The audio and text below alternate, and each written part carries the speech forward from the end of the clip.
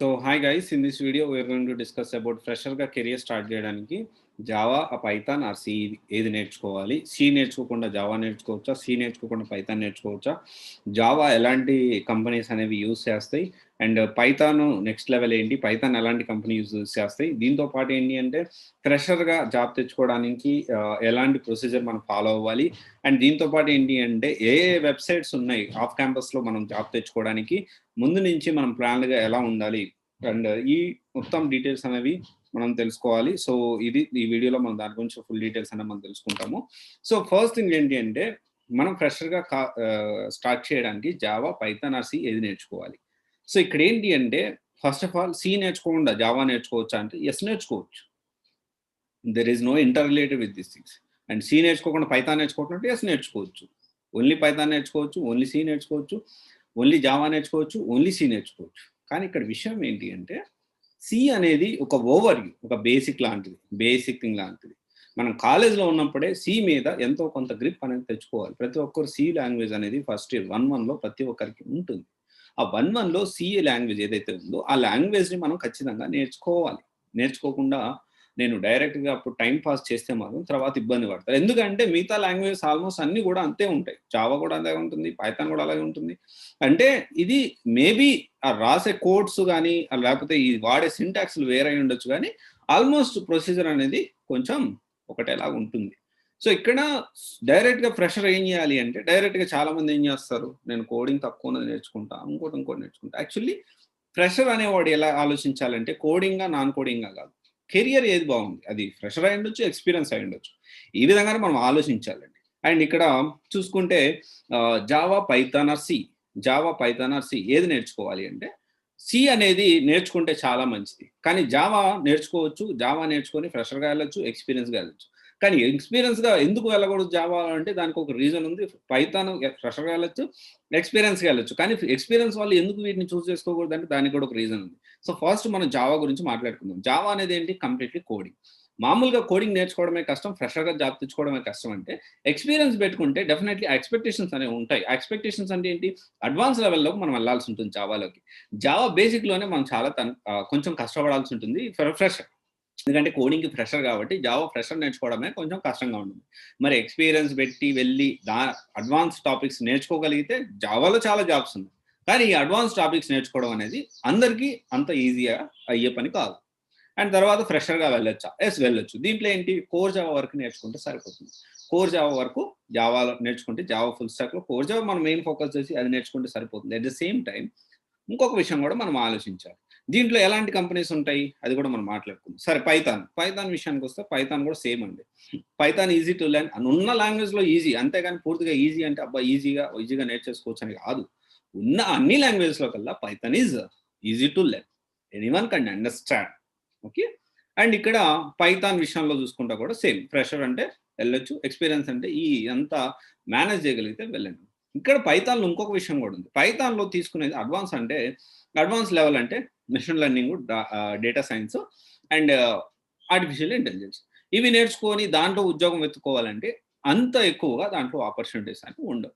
చాలామంది అడుగుతారు. నేను 6 మంత్స్ ఆహ్, యూనివర్సిటీలో నాకు 6 మంత్స్ లాంగ్ టర్మ్ కోర్స్ అనేది ప్రొవైడ్ చేస్తున్నారు. Certification course. డేటా సైన్స్ మీద సర్టిఫికేషన్ కోర్స్ ఇస్తున్నారు సార్ నేను జాయిన్ అవ్వచ్చా? నాకు ఈ డైరెక్ట్ యూనివర్సిటీ యూనివర్సిటీ ఇస్తా ఉంది. దీంట్లో జాయిన్ అవ్వచ్చు. దీంట్లో జాయిన్ అయితే నాకెలా ఉంటుంది పరిస్థితి? సో, ఇక్కడ ఏంటి అంటే don't blindly fall into that trap. So, ఇప్పుడు యూనివర్సిటీ అయినా గాని, ఏదైనా గాని వాళ్ళ కాలేజ్‌లో అదే యూనివర్సిటీలో చాలామంది సీఎస్‌సి, ఐటీ వాళ్ళు కూడా ఉన్నారు. వాళ్ళ ఎందుకు ప్లేస్‌మెంట్ రావట్లేదు? ఇప్పుడు అంత గొప్పగా కాలేజ్ అనుకుంటే? చాలా యూనివర్సిటీస్ ఉన్నాయి. చాలా యూనివర్సిటీ ఇండియాలో ఉన్న టాప్ యూనివర్సిటీస్ అందరూ గూడా అందరంటే అందరూ గాదు. చాలా వరకు చాలా పెద్ద పెద్ద యూనివర్సిటీస్‌లో ఉన్నోళ్ళు గూడా ఏం చేయాలి అని జెప్పి మన దగ్గర కౌన్సెలింగ్ వస్తున్నారు. ఎందుకని? వాళ్ళకి ఒక క్లారిటీ లేక. వాళ్ళు మళ్ళీ అక్కడ లక్షలు లక్షలు కట్టుంటారు. ఓకే. లక్షలు లక్షలు కట్టి కనీసం వాళ్ళు వీళ్ళ కెరియర్‌కి చిన్న చిన్న టిప్స్ కూడా ఇయ్యరు.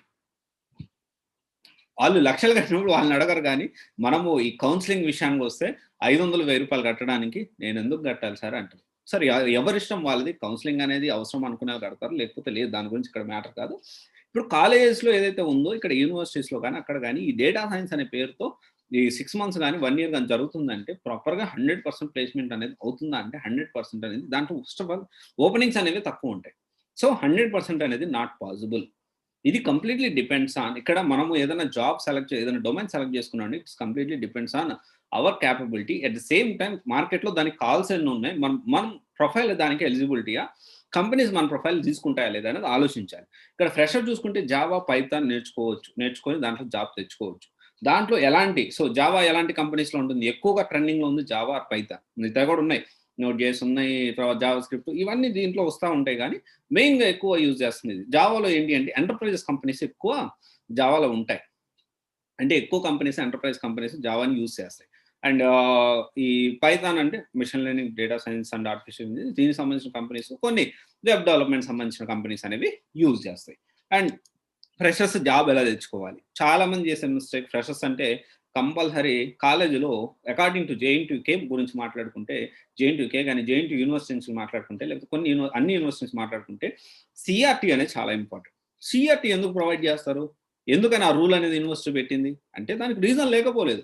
ఫ్రెషర్‌గా జాబ్ తెచ్చుకోవాలంటే మీరు ఫోకస్ చేయాల్సింది ఏంటి అంటే యాప్టిట్యూడ్ మీద. యాప్టిట్యూడ్ అంటే అర్థమెటిక్, రీజనింగ్ అండ్ ఉంటాయిగా వాటి మీద ఫోకస్ చేయాలి. అర్థమెటిక్, రీజనింగ్, న్యూమరిక్ ఎబిలిటీ వీటన్నిటి మీద మనం ఫోకస్ చేయాలి. ఎందుకంటే ఫ్రెషర్ అంటే కంపల్సరీ రిటన్ టెస్ట్ అనేది పాస్ అవ్వాల్సి ఉంటుంది. ఈ సీఆర్‌టీలో ఇది ప్రొవైడ్ చేస్తారు. క్యాంపస్ రిక్రూట్‌మెంట్ ట్రైనింగ్ అంటారు. అది ప్రొవైడ్ చేస్తారు. చాలా కాలేజెస్ ఈ సీఆర్‌టీ అనేది వాళ్ళు బేసిక్ ఏదో ఫార్మాలిటీగా ఒక 10 క్లాస్‌లో, 15 క్లాస్‌లో, ఒక 20 క్లాస్‌లో లేకపోతే ఒక 30 గంటలో చెప్పి వదిలేస్తారు. కానీ ఫోకస్ చేయాల్సింది క్లాస్ ఇంజినీరింగ్ సబ్జెక్ట్స్‌తో పాటు సీఆర్‌టీ అనేది కమ్యూనికేషన్ స్కిల్స్ మీద కూడా చాలా ఫోకస్ చేయాలి. అండ్ సెకండ్ థింగ్ ఏంటంటే ఫ్రెషర్‌గా జాబ్ తెచ్చుకోవడానికి ఆహ్, యాప్టిట్యూడ్ ఒకటైతే ఇంకొకటొచ్చేసి కమ్యూనికేషన్. కమ్యూనికేషన్ అనేది మినిమమ్ టు మినిమమ్ కమ్యూనికేషన్ అనేది కంపల్సరీ నీడెడే. చాలా మంది ఆహ్, మినిమమ్ కమ్యూనికేషన్ గూడా ఉండదు. మినిమమ్ కమ్యూనికేషన్ కూడా ఉండదు. కానీ ఇక్కడ ఉండదు అని దానికంటే కూడా వాళ్ళు వాళ్ళు ప్రతి ఒక్కరికి ఎంతో కొంత ఇంగ్లీష్ అనేది ఉంటుంది. అది వాళ్ళు యూజ్ చేయరంతే. అండ్ తర్వాత విషయానికొస్తే ఎలా ఇంకా తర్వాత చేయాల్సిన పనేంటి అంటే అన్ని జాబ్ పోర్టల్స్‌లో లాగిన్ అవ్వాలి. సైన్ అప్ అవ్వాలి. అన్ని జాబ్ పోర్టల్స్‌లో సైన్ అప్ అవ్వాలి. మీ రెజ్యూమ్ అనేది ఎప్పటికప్పుడు అప్డేట్ చేస్తా ఉండాలి. అన్ని జాబ్ పోర్టల్స్ అంటే not only this Naukri, indeed ఇలాంటి వాటిలో జాబ్ పోర్టల్సే కాకుండా ప్రతి కంపెనీకి సెపరేట్‌గా స్లాష్ కెరియర్స్ అని ఒక జాబ్ పోర్టల్ ఉంటుంది. టాప్ ఎంఎన్‌సి అన్ని కంపెనీస్‌కి ఆల్‌మోస్ట్ ఇది ఉంటుంది. దాంట్లో కూడా మనము రిజిస్టర్ అవ్వాలి. At the same time we need to be very active on LinkedIn, not on Insta, not on Facebook. లింక్డ్ఇన్‌లో అంటే ప్రొఫెషనల్ నెట్వర్క్ కాబట్టి దీంట్లో కంపల్సరీ యాక్టివ్‌లో ఉండాలి. మీ కెరియర్ స్టార్టింగ్ నుంచే మీ లింక్డ్ఇన్ ప్రొఫైల్‌ని కూడా చాలా మంచిగా మౌల్డ్ చేసుకొని రండి. డెఫినిట్‌గా అది మీకు ఎంత అంటే అంత మంచిగా యూజ్ అవుతుంది. And at the same time A websites ఉన్నాయి. ఏ వెబ్‌సైట్స్ మనం ఫాలో అవ్వచ్చు ఫ్రెషర్స్ ఆఫ్ క్యాంపస్ గురించి.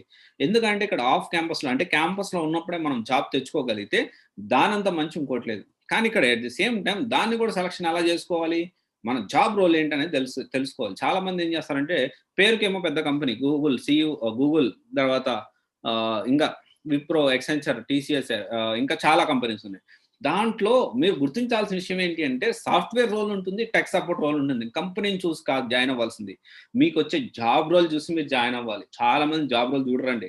టాప్ కంపెనీలో వచ్చేసింది. అబ్బా! నాకు జాబ్ వచ్చేసింది అని వెంటనే పోయి జాయిన్ అవుతారు. జాయిన్ అయిన తర్వాత ఒక 3 ఇయర్స్, 4 ఇయర్స్‌కి రియలైజ్ అవుతారు. అరే! నేను వర్క్ చేస్తుంది నాన్ టెక్ రా. నేను వర్క్ చేసిన టెక్ సపోర్ట్‌లో రా. దీని ప్యాకేజీ ఎంత ఎక్కువ ఉండదు. మాక్సిమం ఎంత కష్టపడినా గాని ఐ విల్ రీచ్ అరౌండ్ 9,00,000 లేకపోతే 7,00,000, 8,00,000 కంటే ఎక్కువ రీచ్ అవ్వను అని రియలైజ్ అయినప్పుడు మళ్ళీ దాంట్లో నుంచి దీంట్లోకి స్విచ్ కొట్టడానికి చాలా ఇబ్బంది పడతా ఉంటాం. సో, ఇది కూడా మనం చూసుకోవాలి. ఇక్కడ వెబ్‌సైట్స్ ఏమేమి ఉన్నాయి? ఇప్పుడు మనం మాట్లాడుకున్నాం కదా! వెబ్‌సైట్స్ ఉన్నాయి. ఫాలో అవ్వాలి.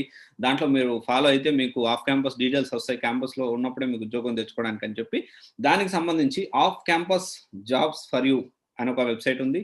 అండ్ ఫ్రెషర్స్ నౌ ఒకటి, ఆఫ్ క్యాంపస్ జాబ్ సైట్ ఒకటి, గీక్స్ అడ్డా. ఈ 4 ఫాలో అవ్వండి.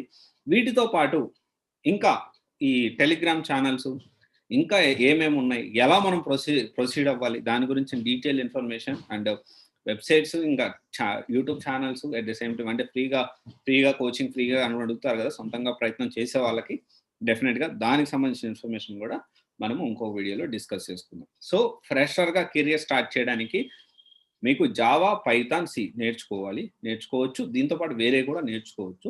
జావానా పైథానా అంటే 100% జావాకు ఓటేయండి. ఎందుకంటే ఫ్రెషర్స్ అంటే జావాకి ఎక్కువ ఆపర్చునిటీస్ ఉంటాయి. అండ్ దీంతో పాటు సి నేర్చుకున్నారంటే మన జావా ఈజీ అవుతుంది. ఇంకోటి జావా నేర్చుకున్నారంటే you can jump into any technology. మీరు ఒకటే గుర్తుపెట్టుకోండి, there is no shortcut. చాలామంది 8 మంత్స్ బ్యాక్, 1 ఇయర్ బ్యాక్ డోర్‌లో వెళ్ళినోళ్ళు ఫ్రెషర్‌గా ఆ 1 ఇయర్ బెంచ్ మీద ఉండి ఇప్పుడు వాళ్ళందరినీ తీసే పరిస్థితి ఉంది. ఈ రియలైజేషన్ నేర్చుకొని, సబ్జెక్ట్ నేర్చుకొని జాబ్‌లోకి వెళ్ళగలిగితే వెళ్ళండి. రైట్ డొమైన్ సెలెక్ట్ చేసుకోండి. రైట్ డొమైన్ సెలెక్ట్ చేసుకొని ప్రాపర్‌గా ప్లాన్ చేసుకోగలిగితే చేసుకోండి. లేకపోతే ఇటు సైడ్ రావద్దు. సాఫ్ట్‌వేర్ ఎప్పటికప్పుడు అప్‌డేట్ అయ్యే వాళ్ళకే సక్సెస్ అనేది ఉంటుంది. సర్వైవ్ అవుతారు. వాళ్ళకొక గ్యారంటీ అనేది ఉంటుంది. ఎప్పటికప్పుడు అప్‌డేట్ అవ్వని వాళ్ళకి ఎప్పుడైనా ఉండొచ్చు. ఎప్పుడైనా జాబ్ పోవచ్చు. ఇవన్నీ విషయాలు గుర్తుపెట్టుకొని మనం ప్రాపర్‌గా కెరియర్‌ని ప్లాన్ చేసుకోవాలి. Definitely counselling is paid one. So, interested పీపులే కాల్ చేయండి. లేకపోతే no need to call. Okay. And మీ ఓన్‌గా మీరు కూడా గూగుల్ చేసి మీ సరౌండింగ్స్‌లో ఉన్న వాళ్ళని తెలుసుకొని రైట్ డొమైన్ సెలెక్ట్ చేసుకోండి. ఇట్ డజంట్ లైక్ దట్ మనం కౌన్సెలింగ్ అటెండ్ అయిన వాళ్ళకే ప్రాపర్‌గా గైడెన్స్ అనేది దొరుకుతుందని లేదు. మీ సొంతంగా కూడా మీరు గైడెన్స్ తెలుసుకోవచ్చు. ఇప్పుడంతా you have everything in your hand. మీ గూగుల్‌లో సెర్చ్ చేస్తే ప్రాపర్‌గా రీసెర్చ్ చేస్తే తెలియని విషయం అంటూ ఏమీ ఉండదు. Okay. Right. Thank you. This is Raj signing off. CYC Guidance Private Limited, one-stop solution for all the oriented courses. Thank you.